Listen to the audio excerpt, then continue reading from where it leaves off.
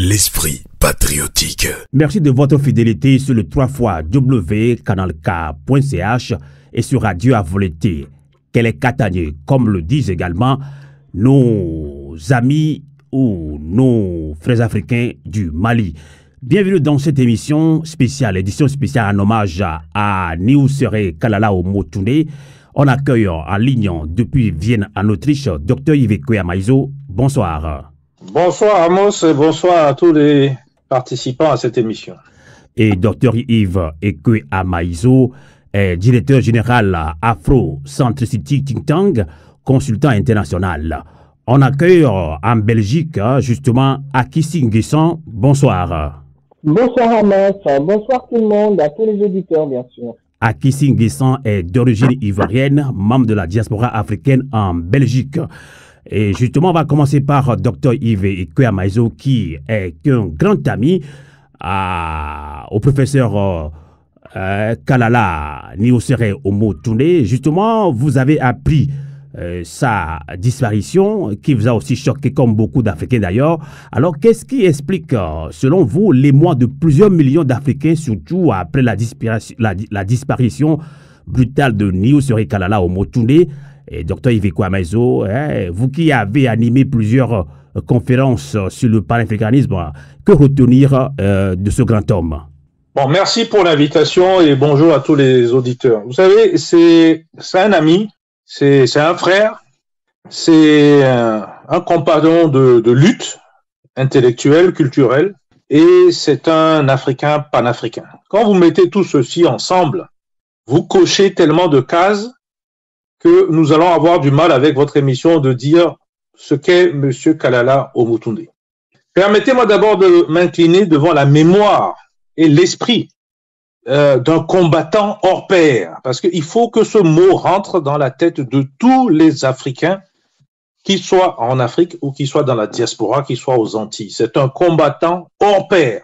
Alors, on combat quoi? Il a combattu quoi?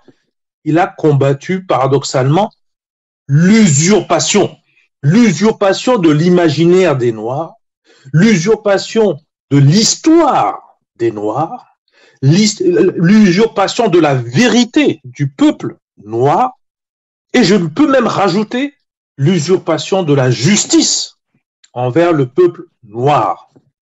Vous verrez que je suis en train de dire les principes fondateurs de ce qu'on appelle la Mahat, qui est le principe qui a toujours guidé le peuple noir.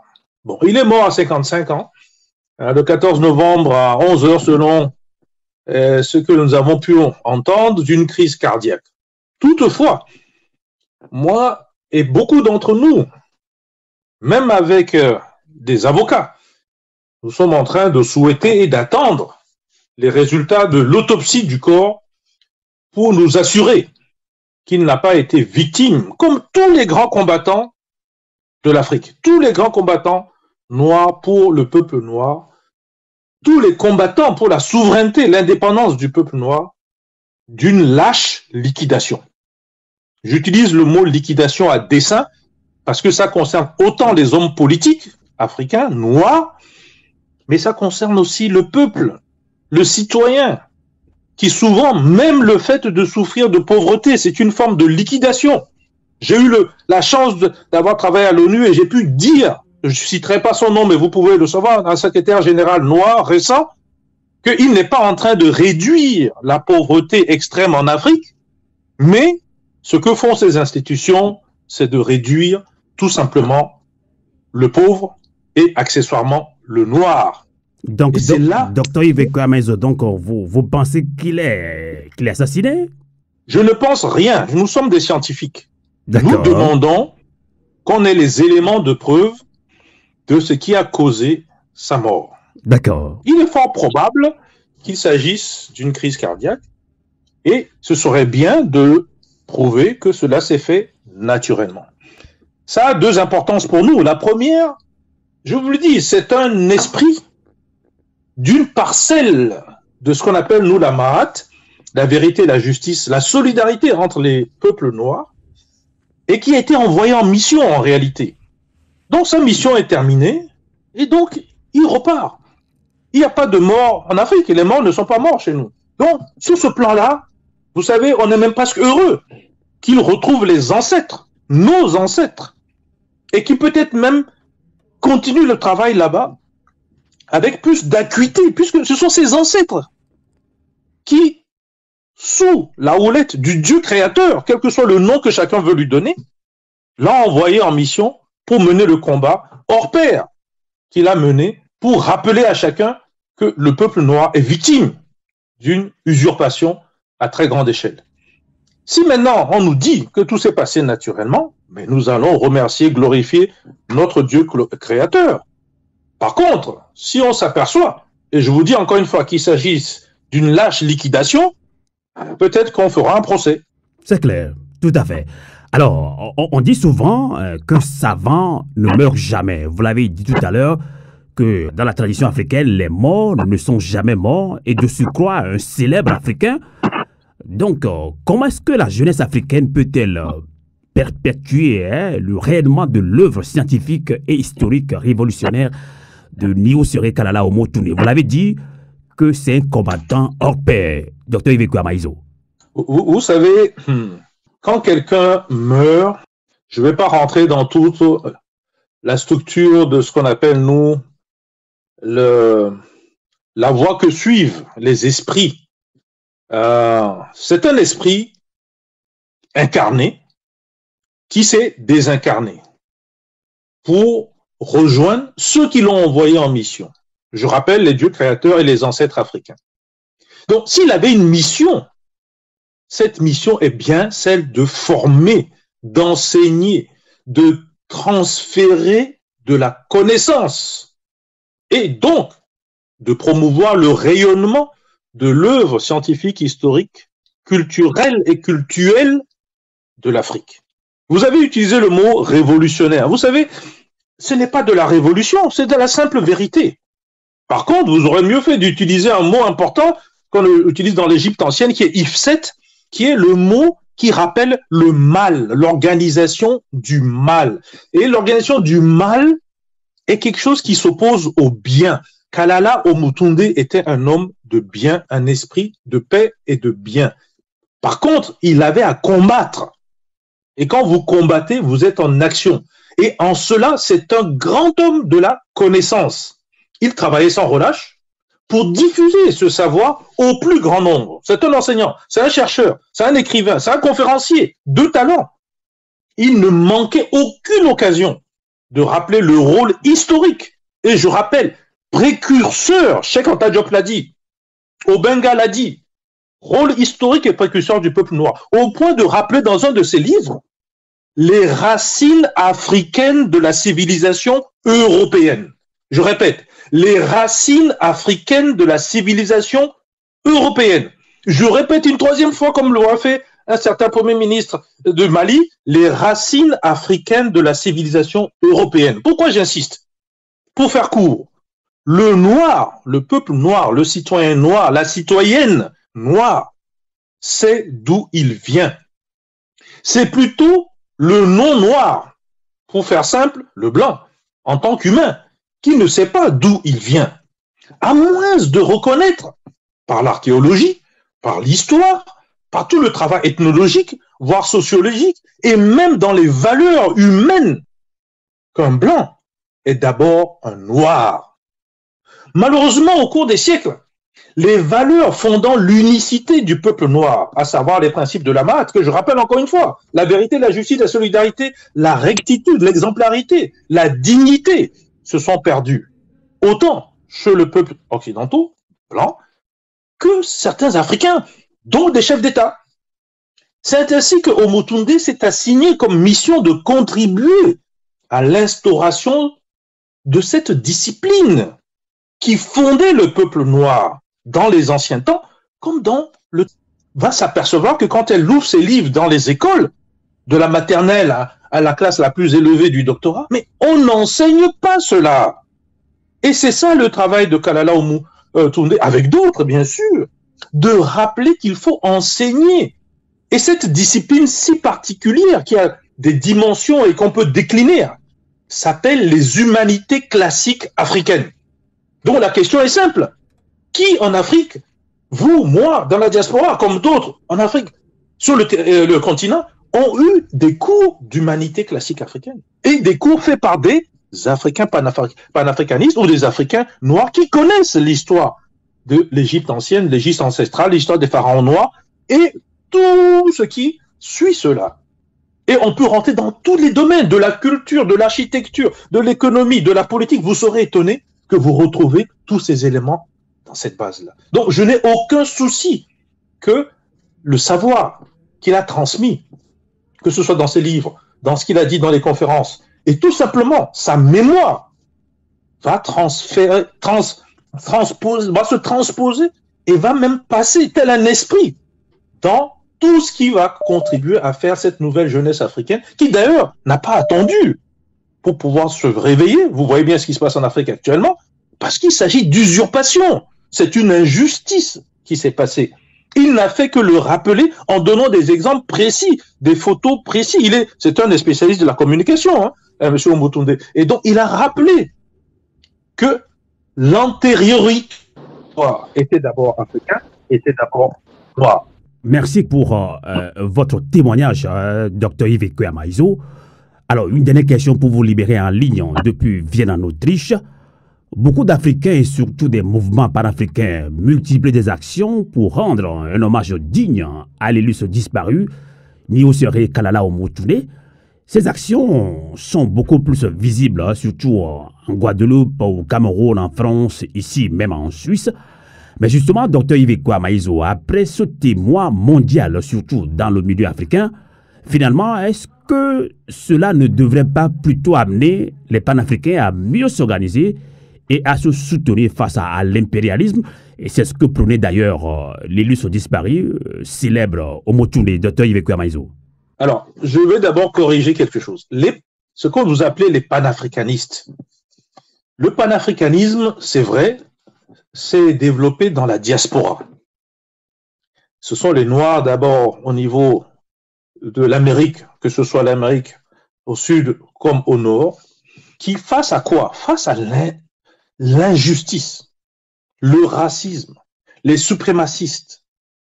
Et je l'ai dit tout à l'heure, en fait, face à l'usurpation, ils n'ont pas demandé à aller là-bas, hein. Ce sont des Africains sur la terre africaine.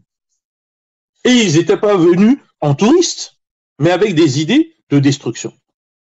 On leur a donné une terre pour qu'ils puissent cultiver comme tout le monde, et vous avez vu le résultat. Entre l'esclavage, l'exploitation, et bien sûr les différences grâce à la technologie aujourd'hui, et ce qu'ils disent encore aujourd'hui, ne serait-ce que dans le problème de l'environnement qui vient de se terminer, dans lequel ils ont mystifié tout le monde en faisant croire que eux, les pollueurs, ne veulent pas payer ce qu'ils ont pollué. Donc, je reviens au mot de fond, l'injustice et l'usurpation. Et à partir de là, les panafricains, de tous bords, de toute nationalité, et dans toute la partie du monde, parce qu'il ne faut pas oublier l'Asie, pour ceux qui sont vivants, qui n'ont pas été éradiqués, sont organisés. Le problème est que l'organisation se fait en fonction de votre espace. Et donc, la notion de panafricanisme ouvre l'espace mondial, international. C'est là où le rôle de Omotunde est devenu important. Il a fait et il a refait la liaison entre les Antilles et l'Afrique, par exemple. Mais il a fait aussi avec la diaspora, notamment française, vers l'Afrique. Et au-delà de ça, en changeant et reprenant le nom Kalala Omotunde, il a rappelé que personne ne doit avoir honte de son nom africain, de sa culture africaine, de son savoir africain. Et au-delà de cela, vous allez voir que la notion de panafricanisme qui est organisée, il existe. Ce que vous devriez dire et de débattre dessus, comment se fait-il que cette organisation panafricaine, de différents espaces, de différentes cultures, de différentes langues, n'arrive pas souvent à trouver une forme d'unicité? Et là, vous devez faire attention parce que nous, ces panafricains, nous nous organisons contre l'esprit d'Ifset, qui est l'esprit du mal, que certains appellent Satan, mais quelle que soit la forme qu'il prend, cet esprit-là, il est un esprit de destruction, un esprit de refus d'unification. Regardez bien le peuple européen, ils vont jusqu'à faire la guerre entre eux-mêmes. au point de s'auto-détruire quasiment, et demandent que l'Afrique vienne à secours pour faire la guerre avec eux. Nous devons donc apprendre à être vigilants. Ce que le professeur Kalala Omutunde nous a appris aujourd'hui, c'est d'être vigilants, encore plus vigilants, parce que ces esprits, ces forces du mal, que ce soit au niveau national, parce qu'il y en a des noirs aussi dedans, ou au niveau international, sont là pour empêcher justement la mission première du peuple noir d'apporter les valeurs que je vous ai dit tout à l'heure. Je rappelle, la vérité, la justice, la solidarité. Si ça fonctionnait, je ne vois pas pourquoi ce monde ne peut pas s'organiser, autant alimentaire, autant énergétique, autant économique et autres, de manière paisible, en paix. C'est un homme de paix. Et donc, ce point fondamental de la vigilance va être redoublé et nous allons le promouvoir. L'impérialisme dont vous avez parlé, ce n'est qu'une fonction de l'injustice. Ce n'est qu'une fonction de l'usurpation, d'abord du peuple noir en général, de sa richesse en particulier. Et derrière, il y a la richesse culturelle, parce que c'est dans la tête des gens que vous amenez quelqu'un à ne plus combattre. Vous voyez bien.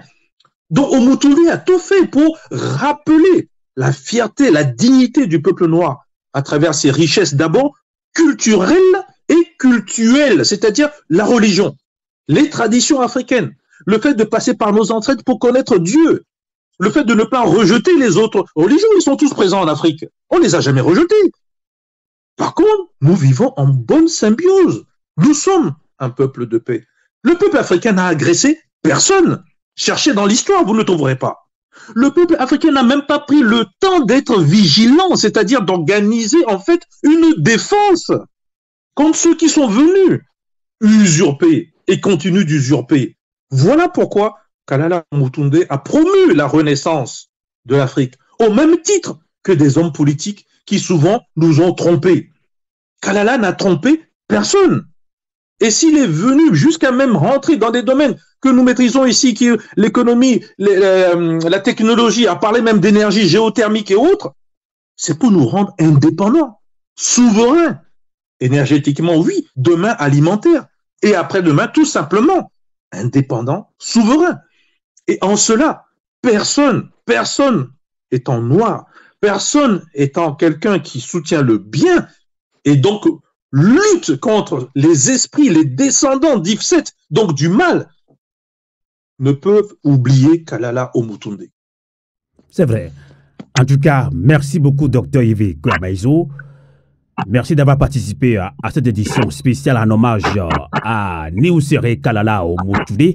Je rappelle que vous êtes directeur général Afro-Centricity Think Tank, consultant international. Merci d'avoir participé à cette édition spéciale. Et bonsoir chez vous depuis Vienne en Autriche.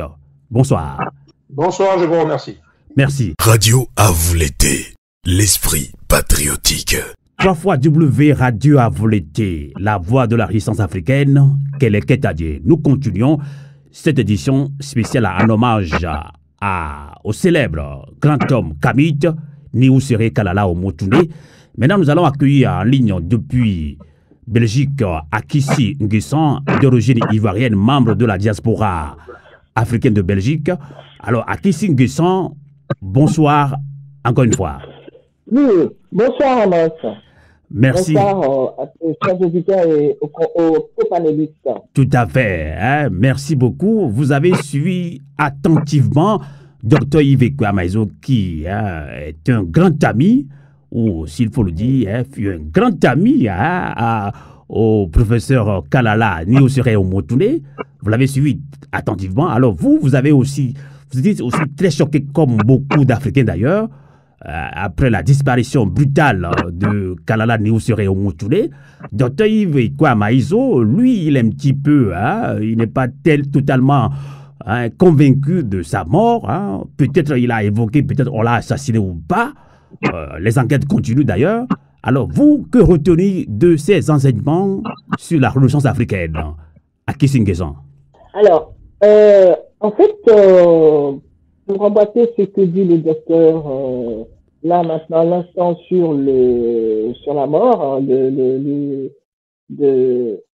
Kalala Omutunde, En fait, l'instant où j'ai appris la nouvelle, c'est vrai que la seule chose qui m'a traversé l'esprit directement, c'était, mon Dieu, ils l'ont assassiné. Mais bon, voilà. Je me dis, pour les raisons que, oui, effectivement, on peut comprendre que l'Occident se sent peut-être un petit peu euh, acculé face à cet homme, cet érudit, cette personne qui est déterminé à faire sortir l'Africain de l'obscurité fondamentale. Mais bon, comme il le dit en même temps le docteur, il y a des... L'autopsie doit être faite, enfin, pardon de le dire ainsi, mais en tout cas, il y a des recherches qui vont être faites par rapport à ça, et nous serons, alors à ce moment-là, rassurés de quoi ils sont morts. Bon, voilà. Moi, je ne suis pas une amie, pardon, de M. Motunde, mais j'ai suivi souvent ses vidéos. C'est par ses vidéos que je l'ai connu. Et donc, pour moi, c'est vraiment, comme le dit le docteur tout à l'heure, que beaucoup de personnes ont tenté d'usurper l'esprit des Africains à travers ce qu'ils ont déclaré comme étant des africanistes. Moi, je me souviens des années, j'ai vu des émissions où on voyait des Africains danser salut dans les années 60-70. Notamment, je me souviens d'un cinéaste qui s'appelle Jean Rouch, qui faisait des films sur l'Afrique. Et moi, j'étais un peu gêné par rapport à ça. Je sais qu'il y a beaucoup d'Africains qui, je ne sais pas pourquoi, pour moi, ce film n'était pas fait pour les Africains, parce que je ne trouvais pas valorisant ce qu'on voyait dedans. Et quand j'ai commencé à découvrir le monsieur Omotunde, le professeur Omotunde, j'ai été surprise par la pertinence, pardon, de son langage, de sa conviction de ce qu'est l'Africain lui-même. Et j'ai cherché à savoir, je me disais, ah là, c'est peut-être un Congolais. Et donc, pour moi, c'était, donc j'ai découvert un africaniste par rapport à ce qu'on nous a toujours montré. Je dis comme par exemple Jean Rouch et toutes ces personnes-là, tous ces Européens qui sont partis filmer des Africains, pour moi, qui étaient plutôt des voyeuristes, plutôt que des africanistes. Et quand j'ai découvert professeur Omotunde, pour moi, c'était un grand bonheur. Quand je l'écoute, c'est un grand bonheur parce que il a réussi à vraiment, comment je dirais, fusionner l'Afrique avec son soi intérieur. Il a fusionné l'Afrique avec l'esprit de nos ancêtres. Il a fait redécouvrir, parce que il y a beaucoup de personnes, beaucoup de jeunes, qui ont peut-être un petit peu perdu cet esprit-là, parce qu'ils n'ont pas vécu dans les campagnes, n'ont pas vécu auprès des grands-parents, ou qui sont universitaires, qui sont des familles d'universitaires, n'ont pas réellement compris, peut-être n'ont pas vécu cet esprit. Et moi, j'étais super épaté d'avoir quelqu'un qui est capable de m'expliquer à moi ce que mes ancêtres, et ce que nous possédons comme richesse. Et ça, pour moi, c'est quelque chose qui m'a vraiment soulagé et surprise. D'accord. Et surtout... Allez-y. Et surtout, je crois qu'il a plus que personne, comment je dis, de façon synthétique, il a expliqué des choses que je m'attendais pas, par exemple, sur les statuts, le lien avec l'univers, le lien avec les sous-sols africains, et pourquoi est-ce que nous, Africains, nous avons nous sommes non seulement nous possédons les plus grandes richesses au monde, mais c'est grâce à l'Afrique que tout cela est né, c'est grâce à l'Afrique que l'Europe est devenue, ça on le savait, mais la manière dont il a expliqué par rapport aux matériaux, par rapport à la richesse du sous-sol, ce lien, pour moi, il était le seul à avoir été capable de l'expliquer. Tout à fait. Ça, c'était quelque chose d'incroyable. D'accord. Avant de continuer avec vous à Kisingisa, hein, donc après tout ce que vous venez de dire, donc l'illustre disparu Kamit Niusere Kalala Omotunde vous a convaincu à travers ses enseignements sur la Renaissance africaine. Dans cette édition spéciale en hommage à Niusere Kalala Omotunde, vient de nous rejoindre également depuis la Belgique. Moïse Essa, je ne sais pas s'il nous entend. Bonsoir. Bonsoir. Bonsoir. Et comment allez-vous, Moïse Essa? Comme on peut dans les circonstances d'aujourd'hui. Exactement. Merci de participer à cette édition spéciale en hommage à Niuseré Kalala Motune. Vous l'avez connu également, ou bien vous avez suivi ses enseignements sur la Renaissance africaine et également. Je rappelle que vous êtes militant, un vrai militant d'ailleurs de UPC Maledem au Cameroun. Je sais que vous avez été très choqué aussi après la disparition brutale de Niuseré Kalala Motune. Vous avez suivi tout à l'heure Aki Singesson et Dr Yves Kwea-Maizo, qui a fait toute une histoire autour des œuvres de l'illustre disparu Kalala Niuseré Motune, puisque Dr Yves Kwea-Maizo a animé plusieurs conférences avec le grand Kamut qui nous a quittés. Alors, quelle est votre réaction dans cette édition spéciale, Moïse Essa?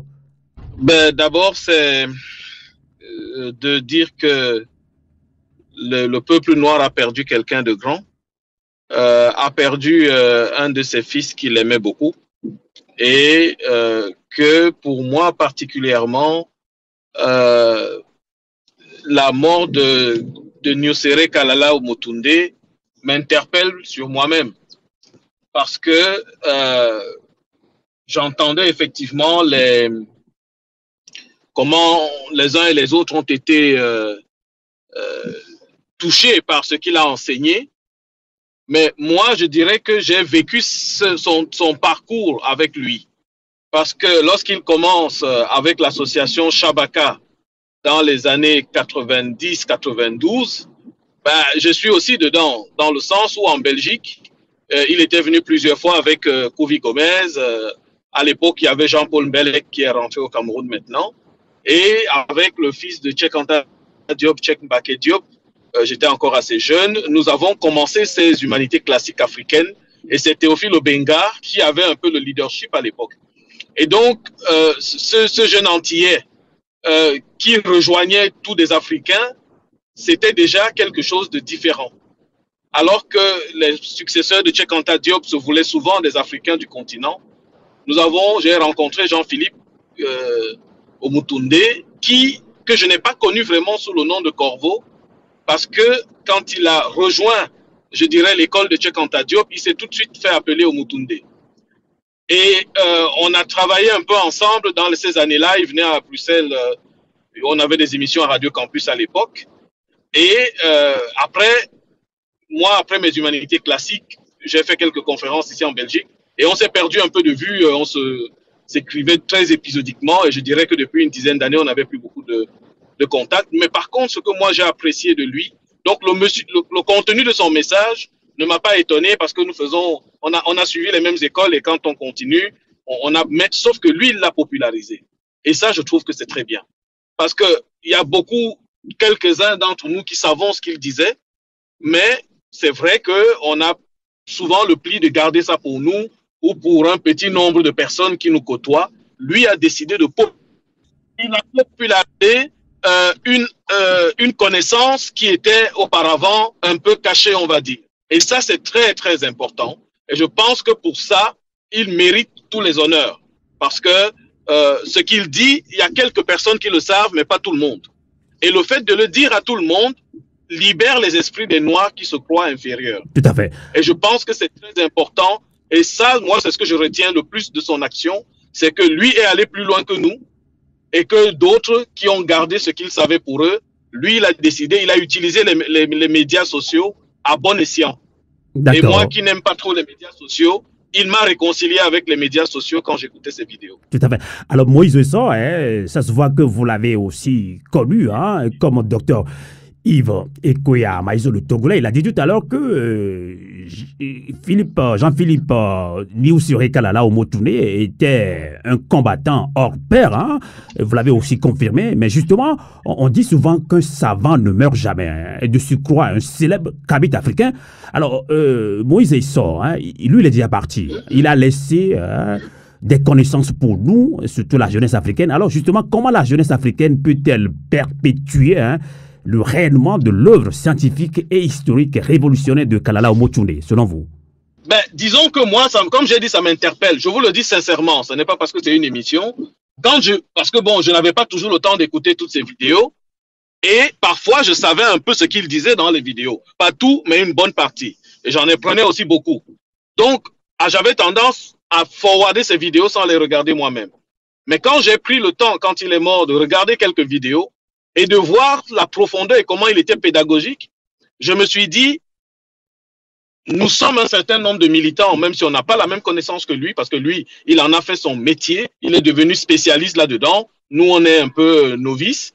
Ben, même le peu qu'on connaît, je pense qu'il va falloir qu'on crée une école au Mutunde.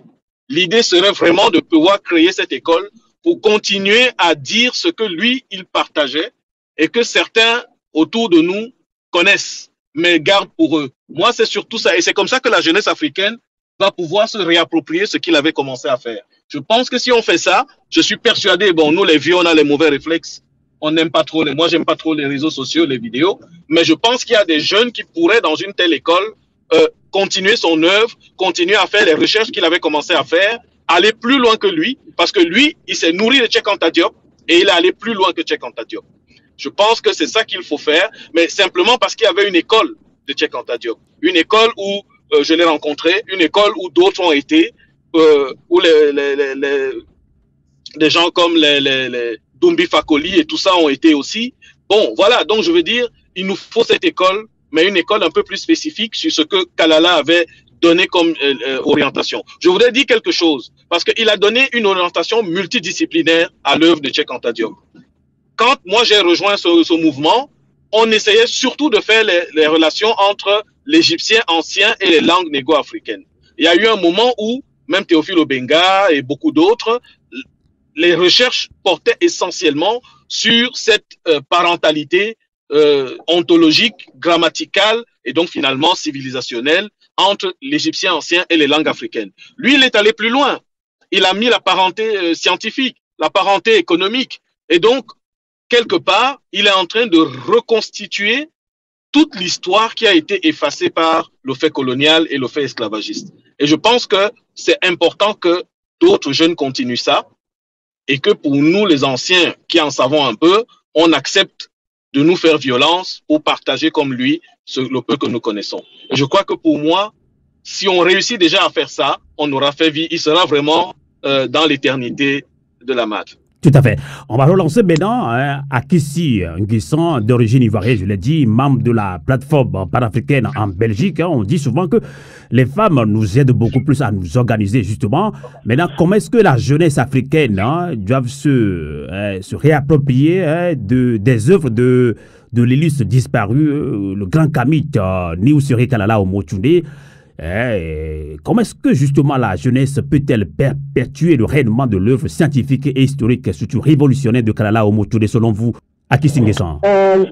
Oui, alors selon moi, Moïse vient de le dire, ce qui serait bien, c'est de créer une école dans laquelle qui portera son nom et qui pourrait être le trait d'union entre son enseignement et lui-même et lui et la jeunesse. Parce que je crois qu'il est quand même toute une histoire. C'est pas que ce qu'il enseigne, c'est vraiment comment il s'est approprié justement de notre culture, de notre l'esprit africain, tout ce qui entoure en tout cas comment je dirais la culture et tout quoi. En fait, je perds un peu mes mots parce qu'il y en a tellement à dire que je ne sais même plus par où commencer. Mais moi, je l'ai pas connu personnellement, ce monsieur, le professeur Omotunde. Je l'ai pas connu personnellement. Je l'ai connu effectivement à travers les formations, enfin à travers les vidéos, notamment sur l'Égypte et tout. Mais je trouve que ce qu'il a enseigné ces dernières années, pour moi, est beaucoup plus importante parce qu'elle a vraiment trait à notre propre culture. Comment est-ce que on considère la déité à travers l'Afrique? Pour moi, c'était très important parce que on voit aujourd'hui que les Africains d'aujourd'hui sont tous devenus chrétiens et ils pensent qu'il n'y a qu'un seul Dieu, c'est le Dieu chrétien. Et lui, il a vraiment tenté, c'est ce qui me rassure le plus, tenté de nous expliquer que la déité n'est pas quelque chose qui vient de l'Occident, mais qui est quelque chose qui qui était nous, enfin, on était nés avec. Donc, tout est en nous. Donc, pour moi, c'est la façon dont il a pu nous expliquer cela, qui fait que moi, je suis, oui, je suis d'accord, je n'ai même pas d'accord, je suis absolument euh, d'accord avec ce que a dit Moïse de créer une école dans laquelle on enseignera. C'est la seule façon de transmettre ce qu'il a écrit, ce qu'il a instruit à la jeunesse. Et puis surtout, je crois que la jeunesse aussi doit se manifester elle-même. Elle doit retourner sur son continent et voir tout ce que le professeur Motunda a enseigné. Donc ça veut dire que, ça veut dire que vous devez, ou bien ça veut dire que nous devons continuer cette sensibilisation auprès de la jeunesse africaine. Mais oui, moi je crois que ça ne doit pas rester que théorique, ça doit être aussi pratique.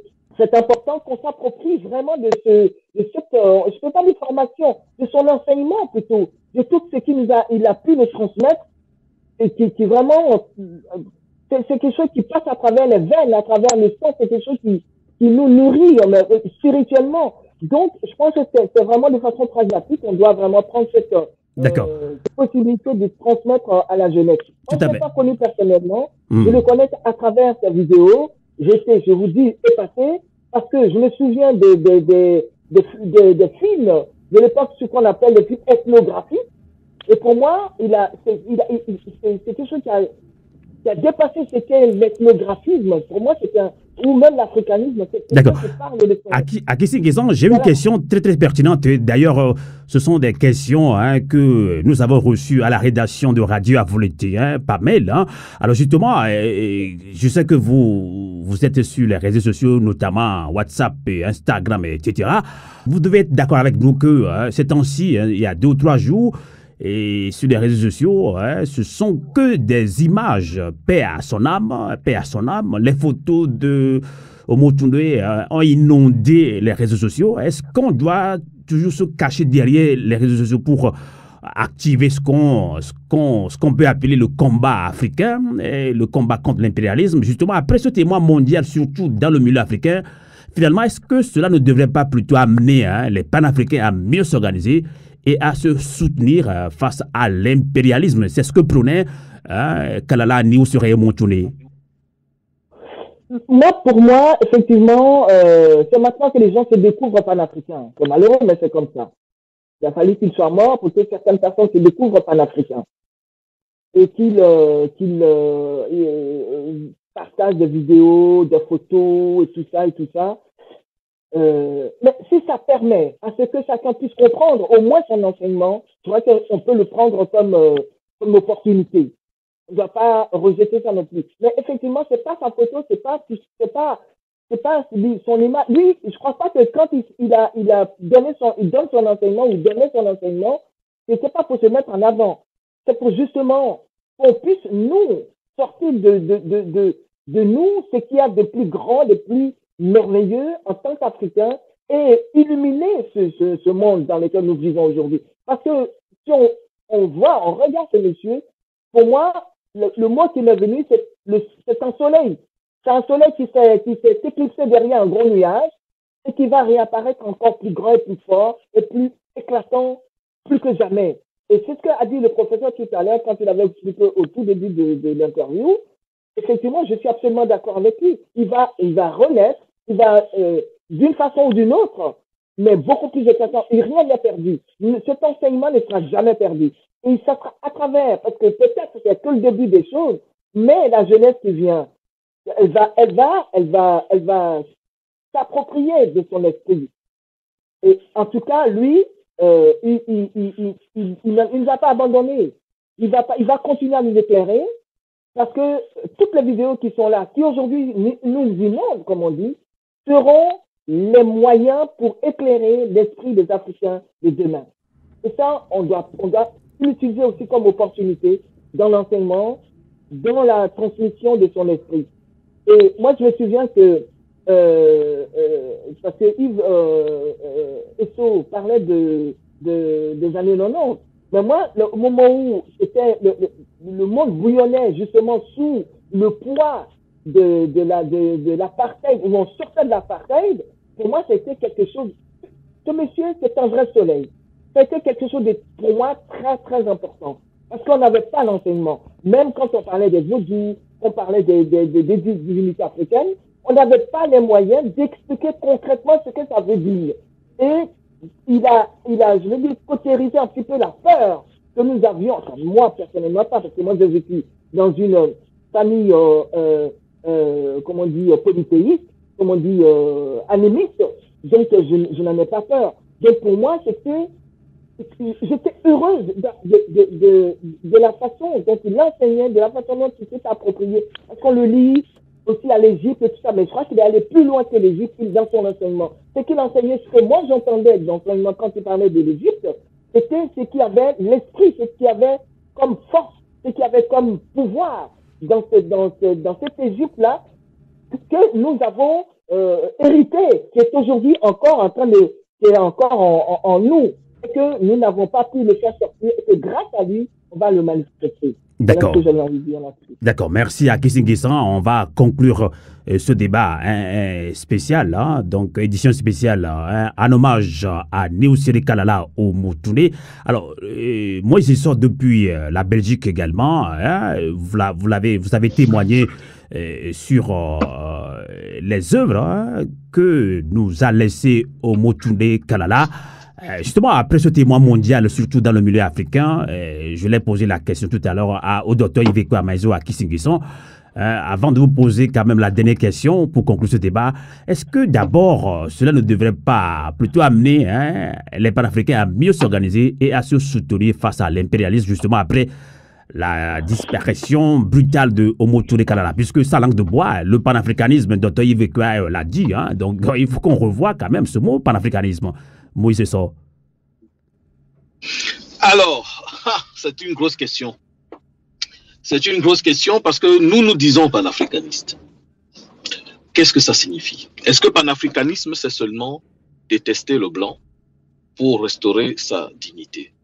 Est-ce que panafricanisme, c'est aimer l'Africain d'origine, quel qu'il soit aujourd'hui descendant de nos frères, nos parents qui ont été déportés dans les Caraïbes, en Amérique latine et en Amérique du Nord, et ailleurs d'ailleurs, aussi, même en Asie, ceux qui sont sur le continent. Est-ce que c'est l'amour ou c'est la haine de celui qui nous a dominés? Ça, c'est déjà une première chose.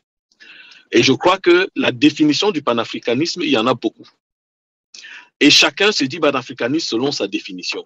Je crois que la première grande question de fond, c'est qu'est-ce qu'on entend par là?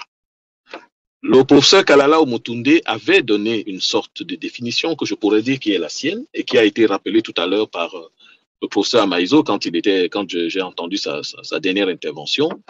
Et c'est cette définition sur laquelle il s'est appuyé et que moi j'approuve également, qui est l'indépendance et la souveraineté totale pour le bien-être de la grande majorité des Africains, pour leur bien-être matériel et spirituel. Maintenant, aujourd'hui, nous sommes dans le concret, dans le quotidien, dans l'aujourd'hui. Est-ce que être panafricaniste, c'est soutenir un dictateur en tapant sur la France et sur les multinationales, qui par ailleurs continue de piller l'Afrique avec l'aval de ce même dictateur? C'est une question de fond.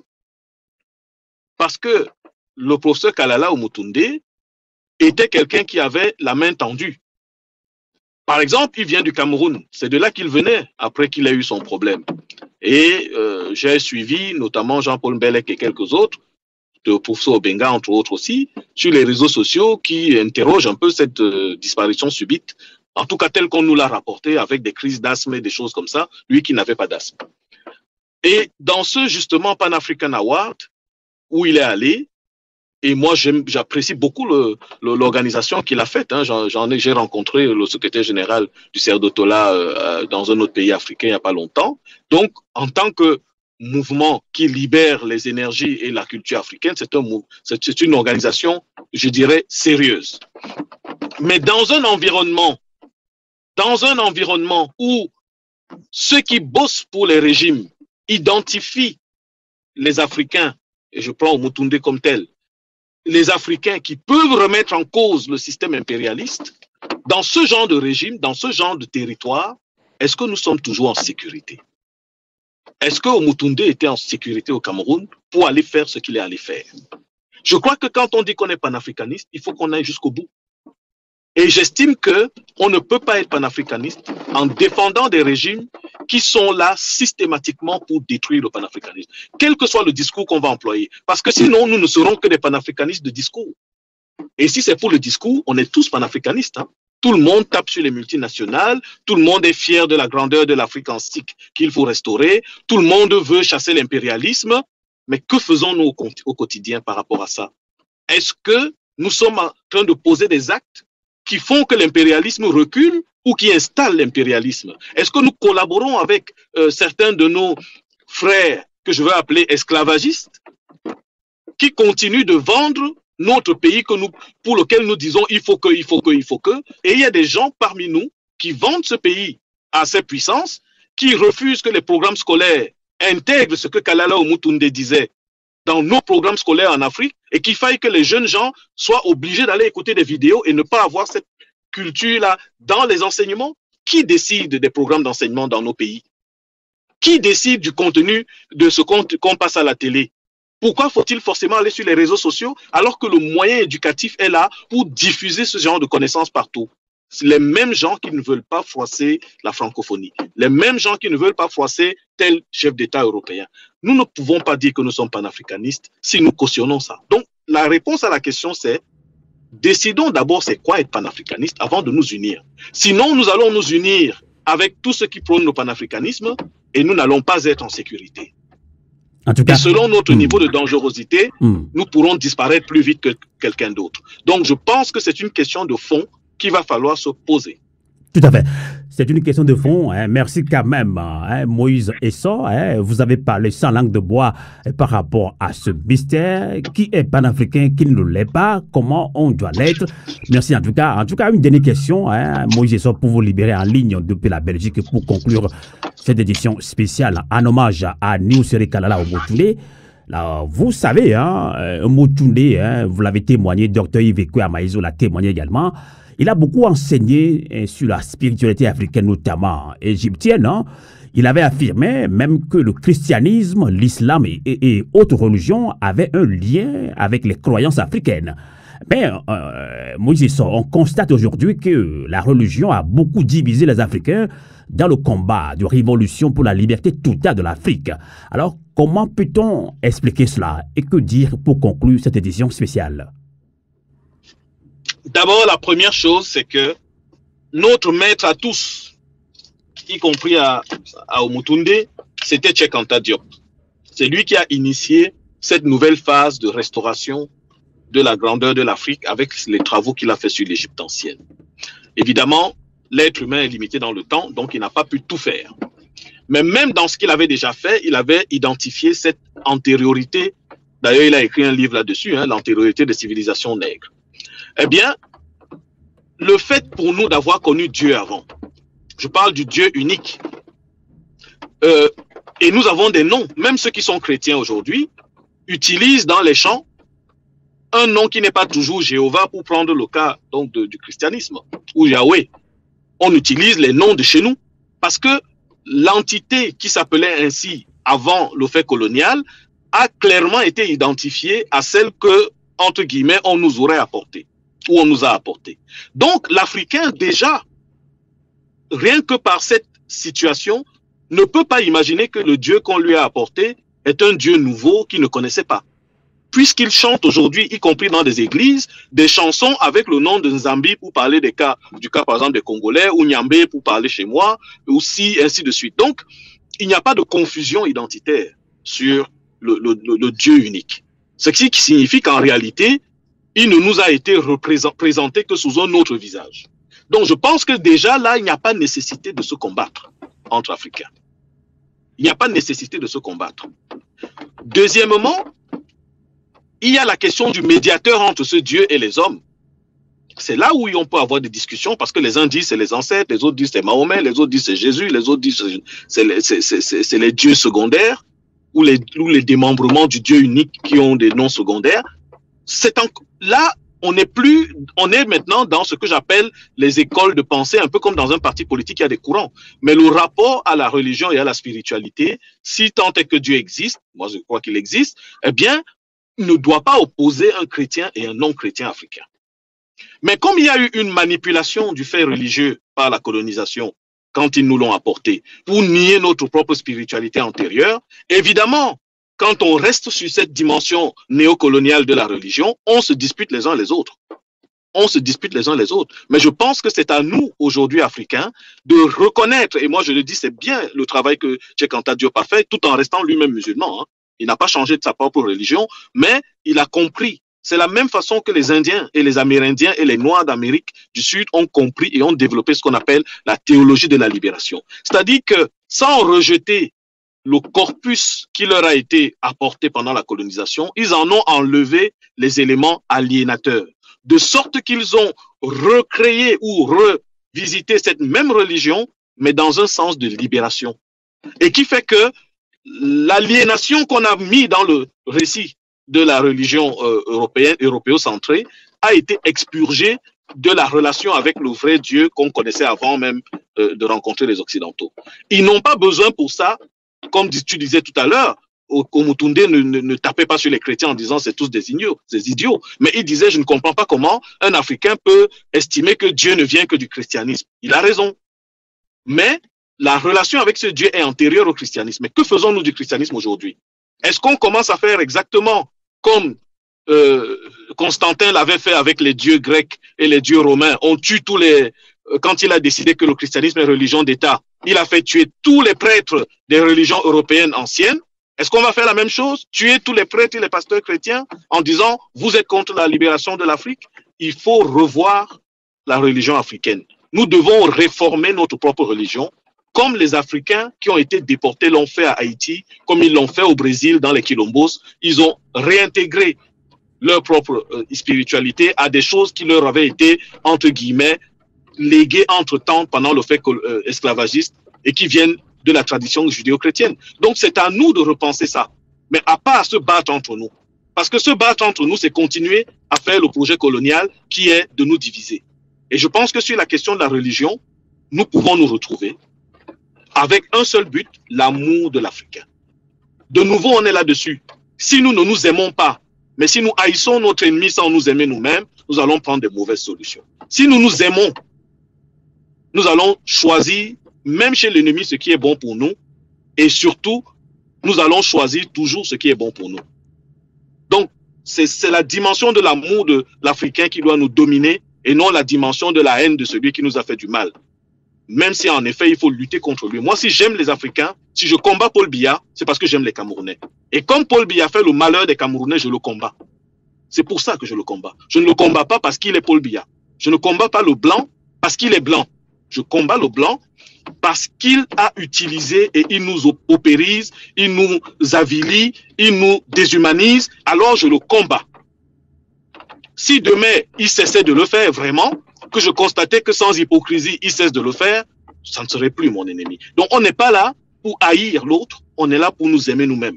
Et c'est là que ça commence. Voilà. C'est vrai. En tout cas, merci infiniment. Votre développement est très limpide. D'ailleurs, moi, je le trouve très limpide. Hein, et tous les Africains doivent le comprendre. Hein, puisque Omotu l'a dit, hein, le christianisme, l'islam et autres religions avaient un lien avec les croyances africaines. Donc, nous ne devons pas être divisés par rapport à la question de religion. Nous devons nous concentrer sur le combat de révolution et pour la liberté totale de l'Afrique. En tout cas, merci infiniment, Moïse Issor. Je rappelle que vous êtes un grand militant du parti politique UPC Maledem au Cameroun. Merci d'avoir participé à cette édition spéciale en hommage à Niusi Kalala Omotule. Bonsoir et pêchez-vous. Merci beaucoup et c'est moi qui vous remercie pour l'invitation. Exactement. Merci beaucoup. Merci. On conclut également avec Akissi Nguisson, d'origine ivoirienne, membre de la plateforme panafricaine en Belgique, que vous avez suivi tout à l'heure Moïse Issor pour sa conclusion. Est-ce que nous devons être divisés par rapport à la religion? Nous devons continuer ce combat. Omotu l'a dit que le christianisme, l'islam et autres religions avaient un lien avec la croyance africaine. Et justement, sans langue de bois, les Africains par rapport à la religion, on est très divisés, alors qu'on doit être concentré sur le combat de révolution et de la liberté totale de l'Afrique. Alors, comment l'expliquer? Et je pense que quand vous avez suivi Moïse Issor, je pense qu'il a dit beaucoup de choses, il nous a beaucoup éclairé là-dessus. Alors, que direz-vous à Kissing Guisson pour conclure cette édition spéciale en hommage à Niusere Omoture Kalala? Alors, oui, effectivement, tout ce qu'a dit Moïse est très juste. Je crois que le professeur Kalala n'a jamais, en tout cas de ce que j'ai entendu, j'ai pas dit que j'ai écouté toutes les émissions, mais en tout cas de ce que j'ai entendu, il n'a jamais été question de diviser les blancs, les arabes, enfin les religions. Au contraire, je crois que pour moi personnellement, ce que je ressens plutôt, c'est ma dignité d'Africaine, ma dignité d'avoir enfin en tout cas d'être précurseur, je dirais plutôt quelque part dans la religion. Donc je ne me sens pas, je ne pense pas qu'il faille diviser les blancs, les noirs. Je crois que, comme disait Oufobani dans une de ses explications, un truc de réconciliation, il disait l'oiseau ne peut pas se fâcher contre l'arbre. Et je pense que les Européens doivent peut-être, ou les Blancs peut-être, reconnaître l'Africain, reconnaître qu'ils ont tenté par tous les moyens d'extraire de l'Africain la déité, le Dieu, avec lesquels on vit, on est né. Ils ont tenté par tous les moyens d'extraire. C'est peut-être ça qui, pour moi, me dérange. Donc, je crois qu'il est peut-être important que certaines religions reconnaissent justement les Africains comme étant aussi des personnes capables d'avoir une religion qui leur est propre, avec lequel ils devraient se sentir bien. Parce que sinon, on n'est pas en train de... En luttant contre... En fait, on lutte contre nous-mêmes. Parce que ne plus accepter ses propres dieux et accepter les dieux des autres, c'est un peu dichotomique, c'est un peu se séparer de son soi. Donc pour moi, c'est réintégrer peut-être notre religion, l'intégrer à nous, qu'on le pratique ou qu'on le pratique pas, ça c'est pas le problème, mais qu'on le réintègre, qu'on le reconnaisse nous comme quelque chose d'important. C'est pas les autres qui doivent le reconnaître à notre place. C'est nous qui devons reconnaître en nous arrimant à travers nos pratiques, à travers les noms, à travers nos noms, je veux dire. Sinon, bon, voilà, c'est un peu comme si on délaissait ce qui est intérieur à nous à d'autres. Donc, il faut qu'on réintègre notre soi à travers la religion, qu'on reconnaisse cette religion comme étant la nôtre, qui nous est propre, par lesquels nous pouvons grandir, que nous pouvons devenir des êtres, comme sommes des êtres supérieurs aussi. Parce que sinon, on continuera à être considérés comme des êtres inférieurs et des gens à qui on peut transmettre des choses, des gens à qui on peut imposer d'autres façons de voir.